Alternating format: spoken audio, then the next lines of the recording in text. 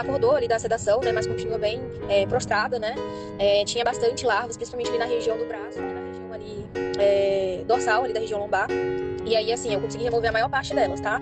Só que, como eu te falei, elas cavam túneis, né? E agora é tentar estabilizar o quadro dela, né? Pra que ela entre em um procedimento cirúrgico, tá?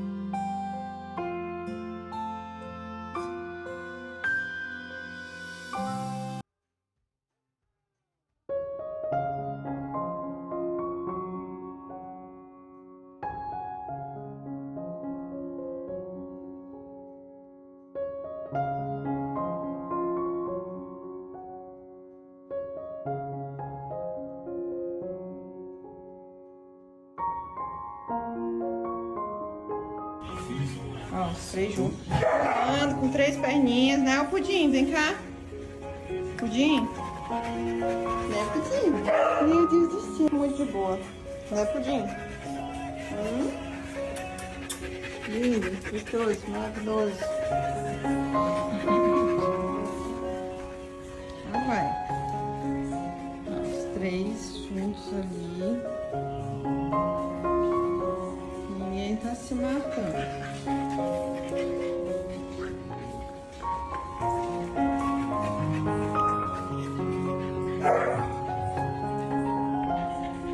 Aí eu já...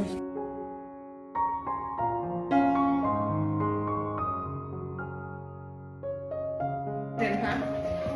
Ó, Pudim. Pudim. Ai. Pudim. Tá vendo isso, né? Tá pulando com 3 pernas. Sem a menor noção. Sem a menor noção da vida.